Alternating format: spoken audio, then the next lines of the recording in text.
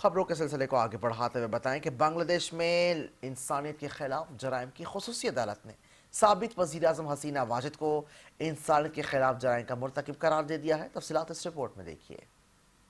غلام مرتضی کی سربراہی میں انٹرنیشنل کرائم ٹریبونل کے 3 رکنی بینچ نے فیصلہ سنا دیا۔ ٹریبونل نے سابق وزیر اعظم شیخ حسینہ واجد کے خلاف دائر مقدمات کا فیصلہ سناتے ہوئے انہیں انسانیت کے خلاف جرائم کا مجرم قرار دیا اور ان کے خلاف 453 صفحات پر مشتمل تفصیلی فیصلہ جاری کرتے ہوئے سزائے موت کا حکم سنایا۔ شیخ حسینہ واجد کو ان کی غیر موجودگی میں سزا سنائی گئی ہے۔ غیر ملکی خبر ایجنسی کے مطابق سابق وزیر اعظم شیخ حسینہ واجد پر انسانیت کے خلاف جرائم کا مقدمہ درج ہے، جس میں استغاثہ نے شیخ حسینہ کے لیے سزائے موت کی درخواست کی تھی۔ دوسری طرف بھارت میں پناہ لینے والی بنگلہ دیش کی معزول وزیر اعظم حسینہ واجد نے کہا ہے کہ عدالت جو مرضی فیصلہ کرے مجھے پرواہ نہیں ہے، مجھ پر لگائے گئے تمام الزامات جھوٹے ہیں، اللہ نے زندگی دی ہے اور وہی لے گا، میں بنگلہ دیشی عوام کے لیے کام جاری رکھوں گی۔ بھارت سے جاری بیان میں حسینہ واجد کا کہنا تھا کہ والدین اور بہن بھائیوں کو کھو چکی ہوں، میرا گھر بھی جلا دیا گیا، پارٹی کارکن پریشان نہ ہوں، یہ وقت کی بات ہے، میں جانتی ہوں آپ تکلیف میں ہیں، مگر ہم سب کچھ یاد رکھیں گے اور حساب ہوگا۔ دوسری طرف حسینہ واجد کی جماعت عوامی لیگ نے آج ملک بھر میں مکمل پہیہ جام ہڑتال کی کال دے رکھی ہے، جس کی وجہ سے ڈھاکہ کی گلیاں اور سڑکیں خالی نظر آ رہی ہیں۔